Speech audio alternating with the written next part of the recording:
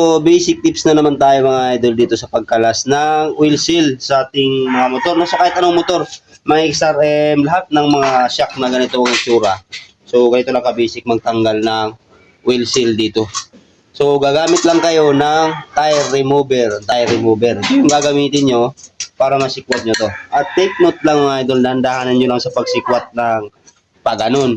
Kasi minsan ito nasisibak.